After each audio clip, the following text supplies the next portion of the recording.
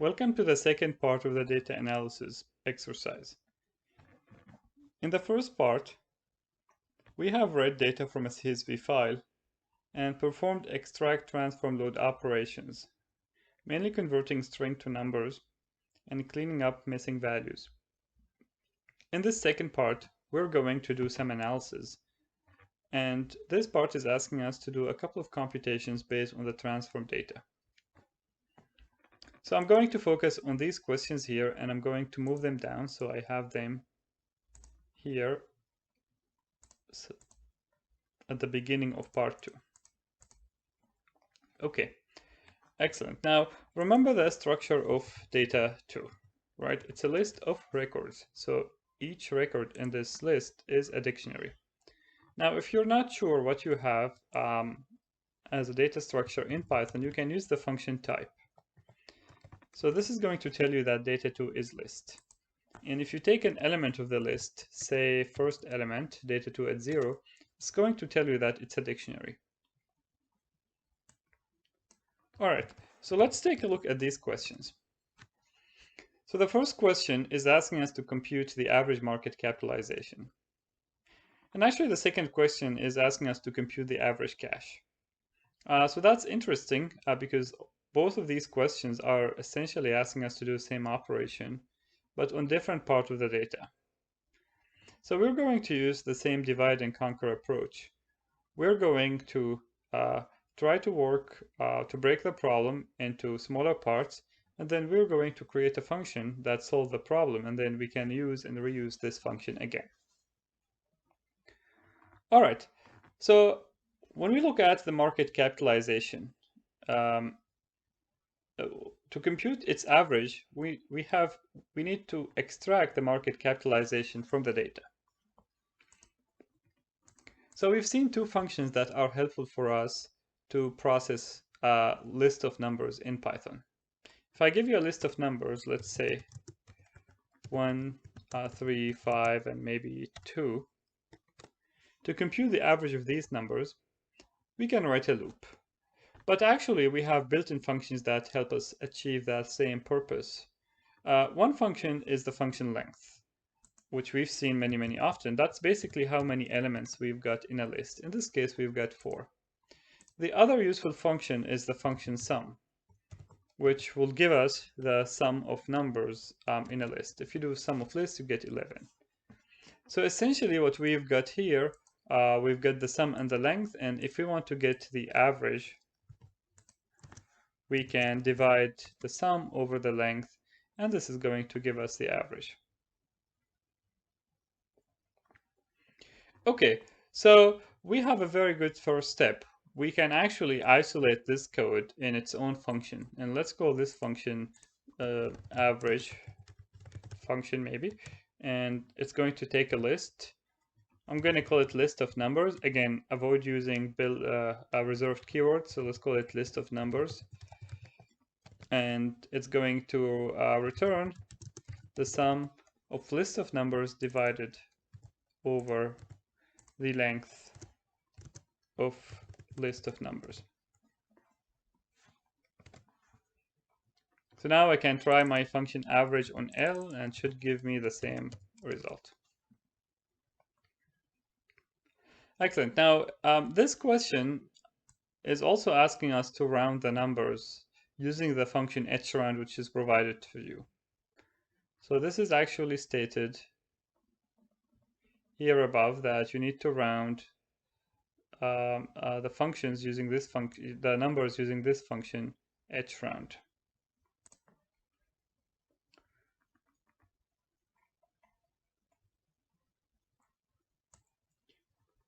So we're going to use this function to round the numbers, and this function takes a number and it will round it to 2 decimal points.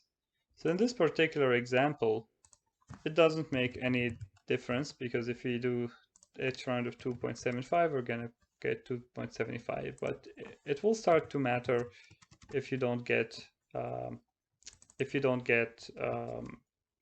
2 digits. I think it's the same here, but we will see that eventually. So what I'm going to do, I'm going to plug in hround here. I'm going to do it in 2 steps. Let's call average is the sum over the length.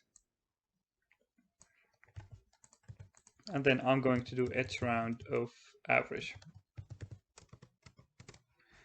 All right, excellent. So now we know how to compute an average of numbers in a list. However, our data set, data2, is not a list of numbers, it's actually a list of dictionaries. So we cannot call average on data2. We're going to get an error because you don't have numbers here. And obviously you've got multiple numbers like market cap and cash and revenue, so on and so forth. So what we need to do, we need to extract market capitalization from data2.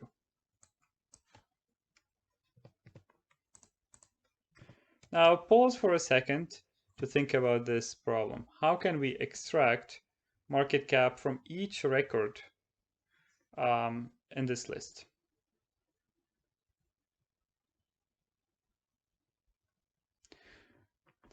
All right, so let's use the same approach, divide and conquer. Let's say I have one record, which is R. How do I extract market cap from R? You see, this is a pretty easy problem now because you've got one record, which is a dictionary, so you can access the value associated with the key. So our market cap is going to give me that that value. Right, so now we have solved it for a record. How do we make it work for a whole list? Again, that's the same pattern we've seen above, either using a loop or a list comprehension. So we're going to use a list comprehension here. I'm going to actually get this code, R of market cap for R in data2. And notice what we've got. We've got the numbers that we needed, and this is going to be the market capitalization values. All right, excellent. So let's save this as a variable market caps. I'm going to put an S here just to emphasize it's a bunch of them. And let's call in average of market caps and see what we get. So the average of market caps is going to be this number. All right, so we've tested our function on few values. So that's kind of to ensure that this number is the correct number we're looking at. It probably makes sense to test the function again and again on few more values to ensure it's working properly. But so far so good. That's the average market cap. It's also not surprising that we don't have any decimal points because all of the numbers were in millions. So we've got rooms for dividing without getting decimal points. All right, so that's going to be the answer for question 3. So to be able to test it, you need to assign it to that test variable. All right, excellent. So now let's move on and look at the average cash. So this looks kind of a trivial now because we're doing the same. We're going to extract the cash. I'm gonna call it cash with an S, although it may not be a proper noun here. That's fine. So this is going to be our cash for R in data2, and then I'm going to take a look at the average value, which is the average of cash with an S. Oops, I was just taking out the indentation, so average of cash with an S. Now, unfortunately, we're getting an error here. And the specific error is saying that unsupported operation for the two types, integer and none type. So what is going on? Let's take a look at our data, cash with an S. Now you notice now, in contrast to market cap, where all of the values were numbers, here we've got some missing values, and those missing values were represented as none. So when you're doing the sum, Python is complaining that I cannot add an integer to a non-type. That operation is not supported. Okay, so we've got a couple of ways to address this problem. We need to filter the data, right? So we can either filter the data taking out the none before passing it to the average function, or we can do this within the average function itself. So how do we filter a list? If you remember, this operation is also supported with the list comprehension. We can add an if statement as part of the list comprehension, and that's going to filter the database on the condition we plug in. Let's take a look at this here before we plug it in the formula. I'm going to do rcache for r in data2. That's the same, right? So we've got some nones here. But here I can plug in a condition if rcache and then is not none is my condition, right? Or not equal to none. And that's going to take out the none values from this list. So this is great because now we can use the filtered list and call it on the average function. Now I'm going actually to do this within the function. And the reason is me needing to call this function on other on other fields, I'm not sure. So it makes sense to kind of benefit from this step within the function. So here I'm going to filter out missing values. So list of numbers is going to change. It's going to be each number for that number in list of numbers if this number is not none, right? So that's basically the same thing I've done below. And then I'm doing the calculation based on that new filtered list. That shouldn't change the result for market cap and should give us the result for the cash value. All right, excellent. So that's the result. And I'm going to assign it to the test variable here for it to be tested. The next question is asking us to calculate the average of cash to revenue ratio. Okay, so that's defined as cash divided over revenue. So what we need to do here, we need to divide cash over revenue for each R in data2, right? So we need to extract, instead of extracting a field from the dictionary, we need to calculate a new one. So we need to divide cash over revenue to get to that list,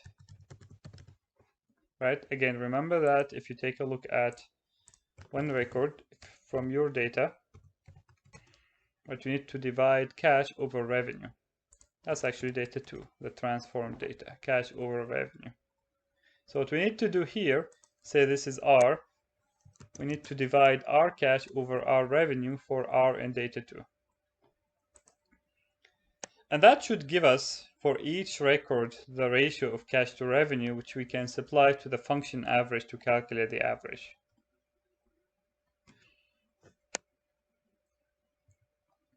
Okay, excellent. So this is basically giving us all of the averages of cash to revenue.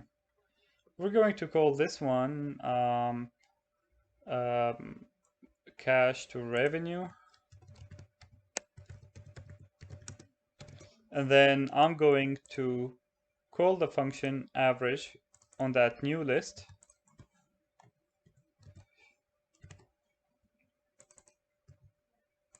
And that should give us the average.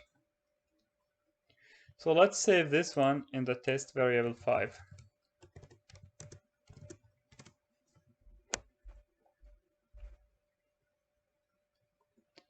The next question is asking us to report what companies have a cash to revenue ratio less than 5. And then store the result in a list sorted by company name. So we need to filter these records that we've got and only report these records that have a cash to revenue ratio less than 0.5.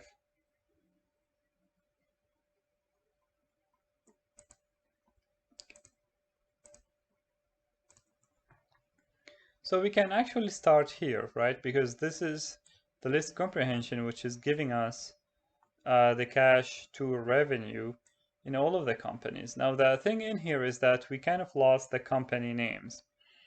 We have two approaches to address this problem. either we need to report back the company name in here, say for example in a tuple or something, so we keep the cash to revenue ratio, or we can actually transform the data again by adding a new field, which is the cash to revenue field. So I'm going to do the second approach because it's kind of cleaner and it will be helpful to have a new data set if we have more questions about the cash to revenue ratio. So I'm going to put this code in a function. Let's call this function cash to revenue. And I'm going to call to have this function take two parameters, cash and revenue. Now, this seems to be a trivial function because at the end of the day, you need to report cash divided over revenue. However, we need to be kind of concerned of missing values, because if you have a none, which has been taken care of here, you're going to get an error dividing cash over revenue. So what I'm going to do here, I'm going to check if cash, either cash or a revenue are none, either one. If that's the case, then I'm not going to divide. I'm going to return none, right? If any value is missing, there is no cash to revenue ratio. Else, I'm going to return the value of cash divided over revenue.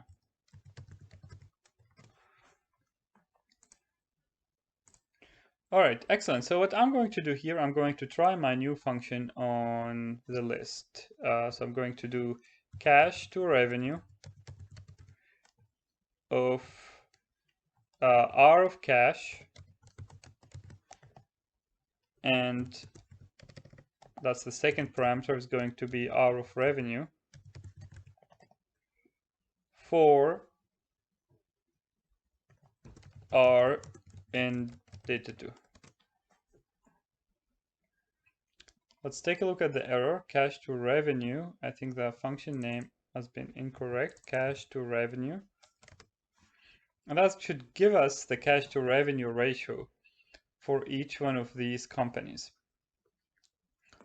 So excellent. Now we still need the company name because the company name is what matters for this question.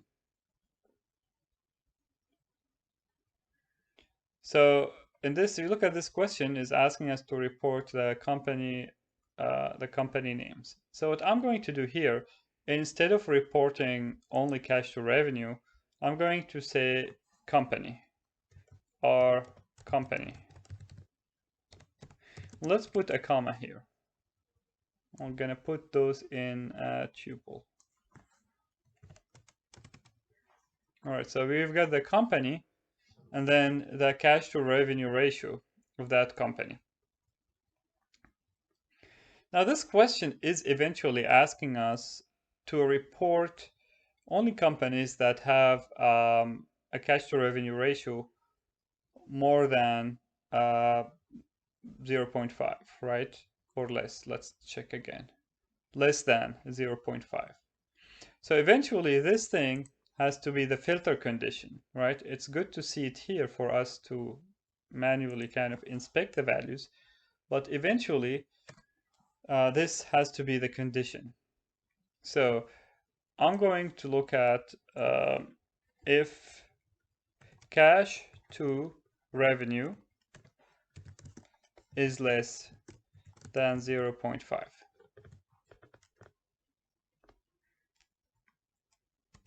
Now this thing is going to give us an error again because again this function returns none. So which is an issue here because you can't compare a none with a number. So to deal with this situation, we can either put another condition and cash to revenue is not none, or cash to revenue is not none and cash to revenue is less than 0.5. But the moment you do so, you realize that we've copy and pasted this function like 2 or 3 times. It just makes the code really cumbersome to read. So to make things clearer, I'm going to do it differently. I'm going actually to transform my data. I'm going to create a new data set in which I have a list And for this list, I'm going to have a dictionary. And this dictionary will have the company and the cash to revenue from data 2. So this is going to be for R in data 2. And here I'm going to keep our company. And then I'm going to keep that number here, cash to revenue, our cash and our revenue, right? Now I need the keys, right? Because this is a dictionary. I'm creating a dictionary here. So this is going to be the key company. And this is a new key. Let's call this cash to revenue here. Okay, so what I have done here, I have created a list comprehension, right? But instead of reporting one value, I'm creating a new dictionary from the old one. I only care about company. Now I can do the remaining ones for the sake of completeness. But for this question, I just need company and cash to revenue, which I've calculated recently. Okay, so let's take a look at what we've got in data 3. So in data 3, if you take a look here, you can see that we've got the companies and cash to revenue. And some of them are none, granted. However, this is going to simplify my life for the question here. Because for this question, I need only to look at those records in data 3 in which cash to revenue is not none and cash to revenue is less than 0.5. So actually the result of this is going to be R of company for R in data 3, not data 2, right? And if R cash to revenue, need a proper copy here, cash to revenue is not none, and our cash revenue is less than 0.5. Now is not none should go first, because if you do less than 0.5 first, you're going to test for it when it's none and you're gonna get the same error again. So we've got the companies here. This question is asking us to sort the companies, sorted by company name. So I'm going to call sorted on this list.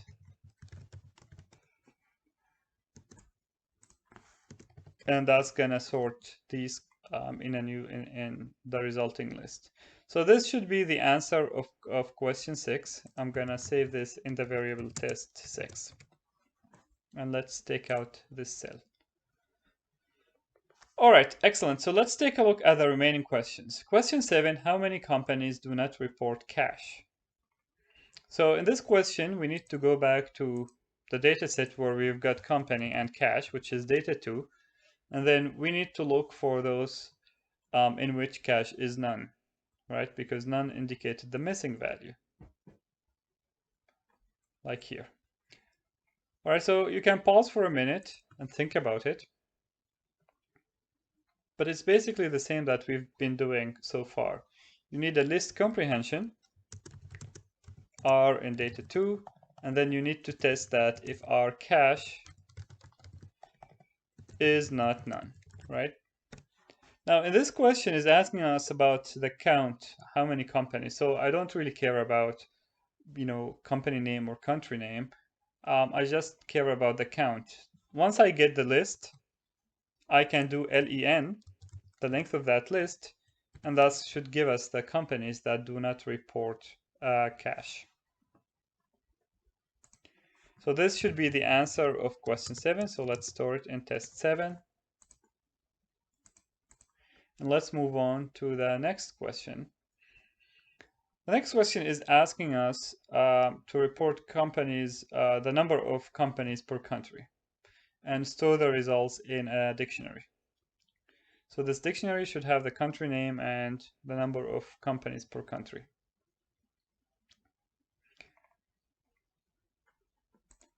So there are a couple of ways to address this question. We're going to start by creating the data structure in which we want to put our results. So in this case, I'm going to call this result, and this should be an empty dictionary in the beginning. Now what I'm going to do now, I'm going to populate this dictionary. And the way I'm going to populate it is to visit each record in Data2. And then I pull the country name and the company name.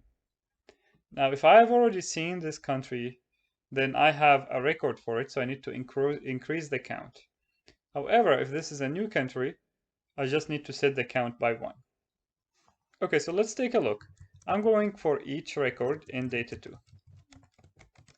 So company, country, which is the important point in here, country is going to be R of country. Now, if country already exists in the result, then I need to increase that count by 1. So I'm going to check if country is in result, which means it's in the keys of that dictionary. If that's the case, then I'm going to increase the count, result of country, plus equal 1, right? Add by 1. Now don't confuse this one with R. R is the dictionary in which we've got our data, right? So it contains things like company and country and so on and so forth. This one should be a dictionary that contains the country name like USA and a number 0, 1, 2. And that's why I'm going result of country, because I need to do a result of USA. Now, in the beginning, in the first record, obviously, the key is not going to be in the dictionary. So we're going to start by 1. So if country is not in the result, like it's the first time I see USA, then result of USA is going to be 1. Okay. So let's take a look and let's see what's going to happen here. You can see that I've got the count of countries per companies, or record actually, per country. 12 in the USA, 7 in China, and 1 in Japan. Now we've done this exercise manually. Actually in Python there is a class called counter that does exactly this. So this is another type in the collections in Python that we haven't looked at, that serves to count the number of elements in a list. So we can actually import counter from collections, and then we give counter a list of things. So counter, for example, 1, 2, 3, 2, 1 is going to give us that count, right? So we can do something similar here. We can give counter a list of countries, which is our country for R in Data2, and that should give us, the same result in here. So we haven't looked at this in the data, and this is, an advanced data type in the Python collections. But that serves to illustrate a point that many of the common data operations, they have been already implemented in the Python library or in its package ecosystems. And this is something we will pick on later in the following course when we learn about some of these packages.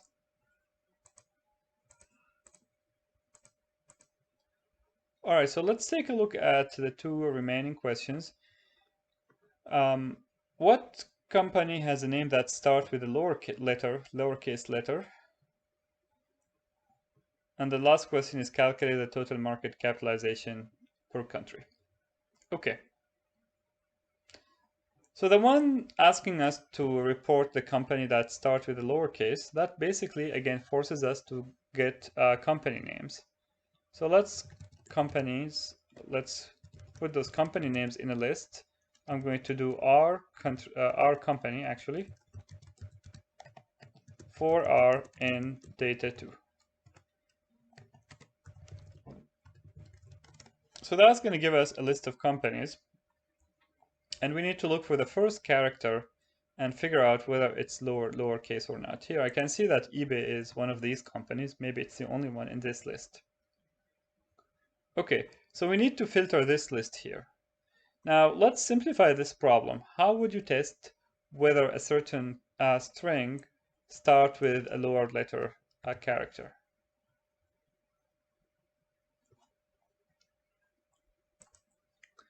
So first you need to get, let's do string equals this thing, right? First you need to get the first character, which is S0, right? And then what you can do, you can check whether S0 is within the lowercase range ABC to Z, right? So you can do A, B, C, D, E, etc. And that's going to be false here. Obviously I did not complete this, right? And it's kind of a chore to type in all of the letters from A to Z. Let alone that it won't work in other Roman languages than English if they have extra characters than A to Z. So we can do this, but what I'm going to do here, I'm going to kind of use this trick.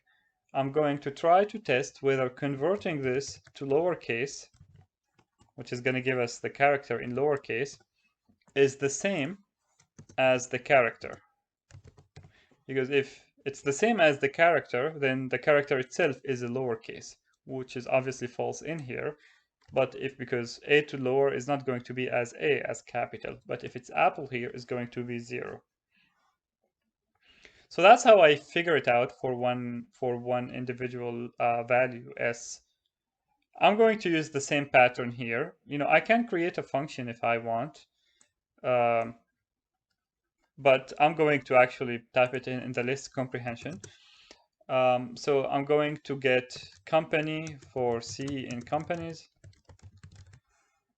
Actually, I'm going to call it S so I can paste my code above here immediately, since I'm not putting it in a function. So the namings, the naming should be as meaningful as possible, but for just a one-liner, I'm not going to worry about the name of the variable. So S for S in company.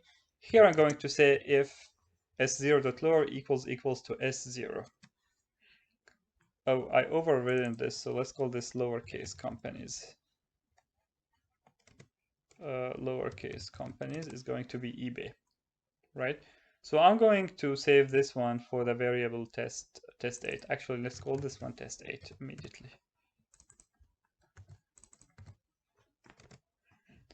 Let's check if the question is asking us for the company itself or the list of companies.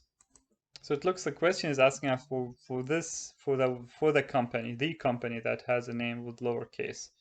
So in this case, instead of reporting a list, I'm just going to report the element in this list. So the result is going to be the string eBay.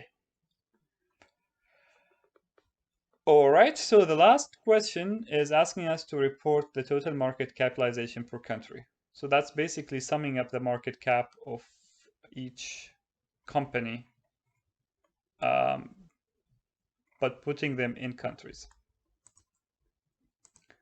All right, so this should be similar to this one, right? So you can take a pause and figure out how to adapt this code to do the market cap. So we can start with an empty dictionary.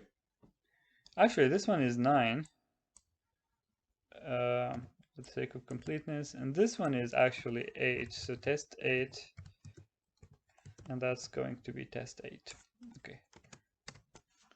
All right, so the last one, which is 10, we're going to start with an empty dictionary, and then I'm going to use the same pattern here. So for R in data 1, country is our country, and now I'm going to test whether country is in the dictionary or not. Now the difference in here is that I don't want to put +1 or 1. I want to put the market capitalization. So if I find it in the dictionary, I need to add our market cap to it. Market cap. Or if it's the first time, it's going to be R of market cap. That's the first company in that country, right? So let's take a look here, and that is the resulting list in here. So that should be our test 10.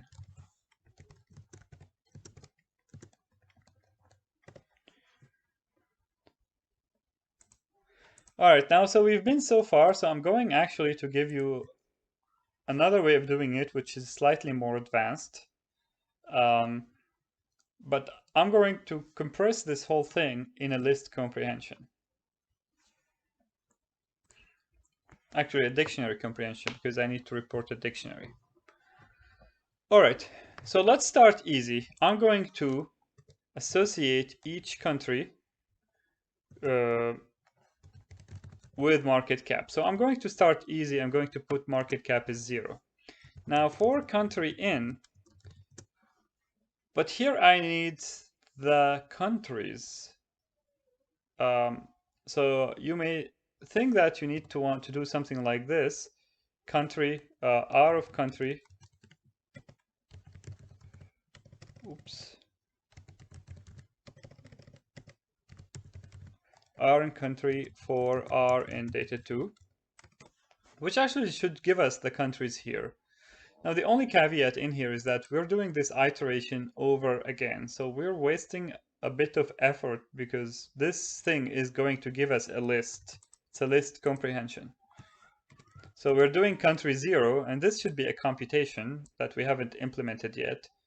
But we're wasting a bit of effort because we're repeating the computation for the US 12 times, for example, China 7 times, and so on and so forth. So instead of this being a list comprehension, I'm going to make this one a set comprehension. And that's going to give us the unique countries in our in the data, right? Or I can convert this one to set. You know, either way, either to convert it to a set or do a set comprehension. So that should give us the countries, but then we have a placeholder for that calculation. All right, so let's figure out the calculation. This is the market cap of all of the records in which countries the country is equal to that variable country. So how do we get all of the records in which that value equals to country? That's another list comprehension. So that's R of market cap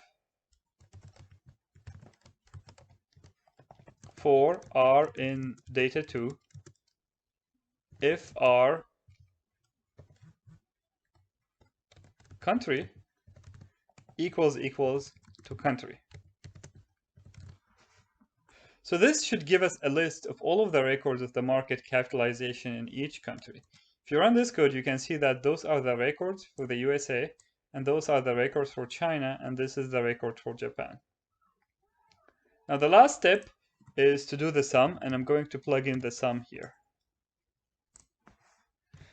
And that should give us, and let's show test 10 here, the same result that we've got above. Now, I don't have a preference towards one versus the other. Obviously, this one requires kind of more skill, but it's also more cryptic to read.